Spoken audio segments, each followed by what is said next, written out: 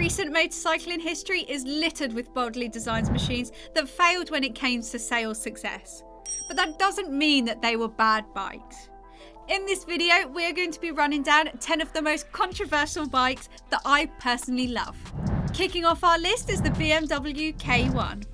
Nearly 40 years after its launch, nothing. Still. Looks as futuristic as the BMW's astonishing K1. Created as a no-holds-barred flagship for the German marque's then still embryonic K-Series family, the K1 was intended as a super-fast sports tourer, which, as BMW at the time subscribed to a voluntary 100 horsepower limit, tried to compensate with strikingly advanced aerodynamic bodywork. In practical terms, it didn't really work, but the K1 was conspicuously underpowered compared to Japanese competition, such as Honda's then 135 horsepower CBR 1000F. It was also more expensive, I'd say probably about £2,000 more expensive than the Honda, and has divisive looks and couldn't carry a passenger or luggage easily, resulting in the poor sales. When finally dropped after 4 years, barely 7,000 models had been made, but it also achieved most of BMW's goals in getting attention for its K-Series, which lives on to this day. Beneath the distracting bodywork was essentially a decent handling K100 RS sports tourer. It was beautifully made, and today you can pick one up for around 6k. You can still snap one up of the most striking BMWs ever made. Up next is the GTS1000, an offering from one of our all-time favourites, Yamaha. Motorcycle buffs have been long debating the longevity of the telescopic forks for decades now, whilst manufacturers have repeatedly tried to offer better systems. The most striking attempt in recent years by a major manufacturer was the Yamaha 1993 GTS1000. A luxury sports tourer based on a detuned FZR 1000 Sportster engine, the GTS's standout feature was its radical hub centre-steered front suspension developed in conjunction with James Parker of California's Rad Design. In truth, it worked reasonably well and was stable, smooth, comfortable and well finished. Unfortunately, however, its detune was a mistake. The GTS was also very expensive and slightly heavy, and buyers were few.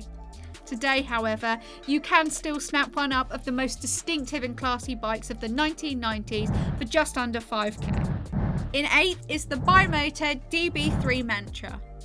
Italian hand-built exotica experts Bimota have never shielded away from bold new technology, as it introduced the aluminium beam frames in the 1980s.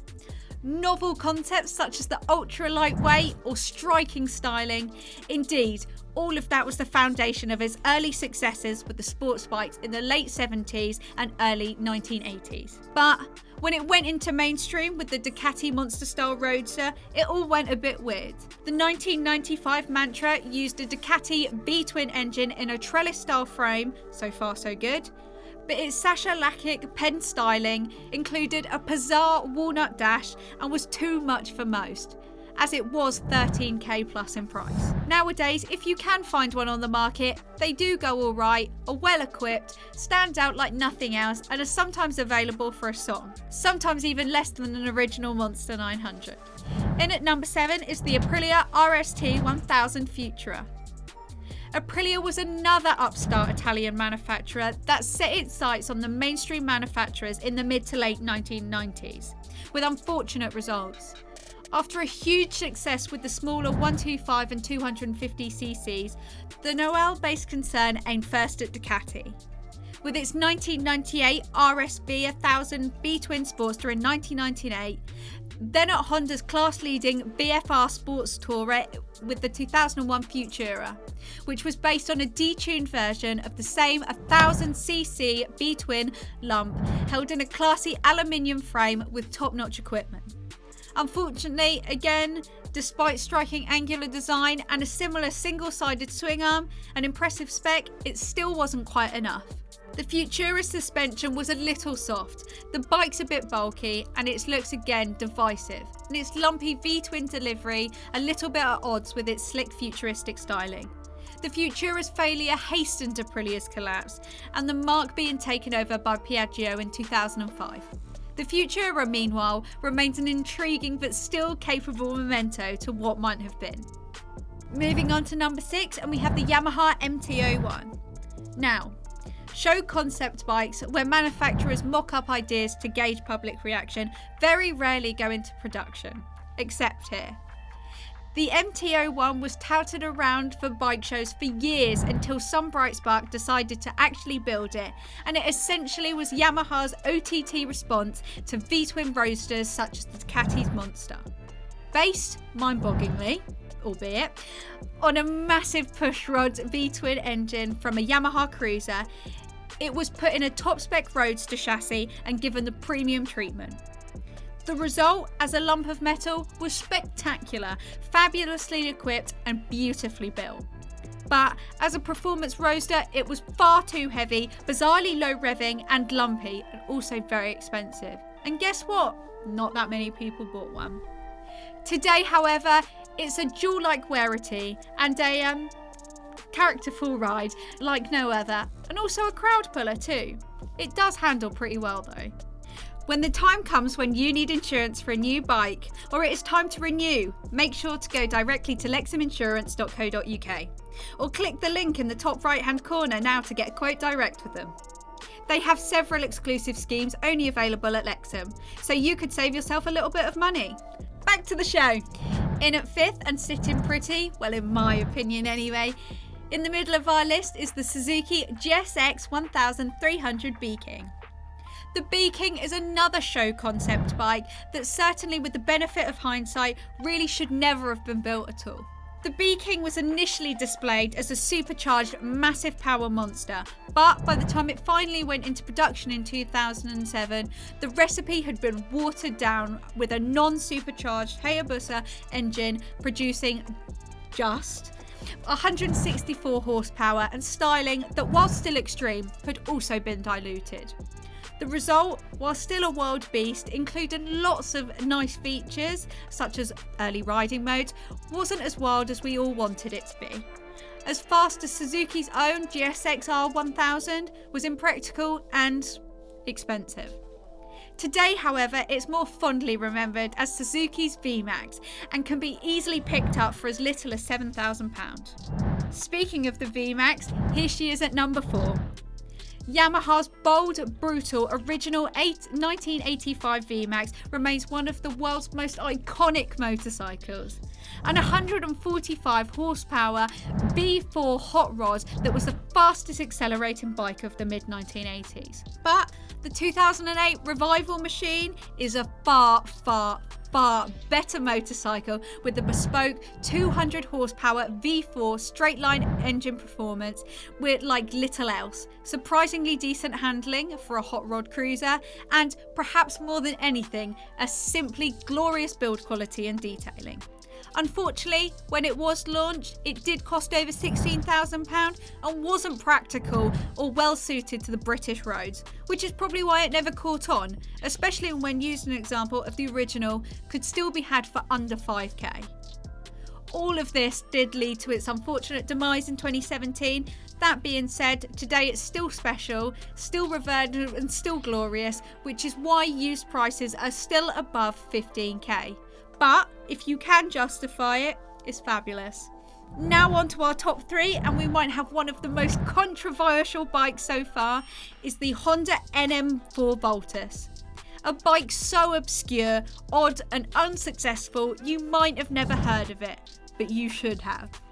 The short-lived Vultus is a bat bike among motorcycles, a classic example of one of Honda's left-field experiments. Remember the likes of the DN01, Pacific Coast and Spacey? It, on paper at least, makes loads of sense, even if in reality it virtually made none.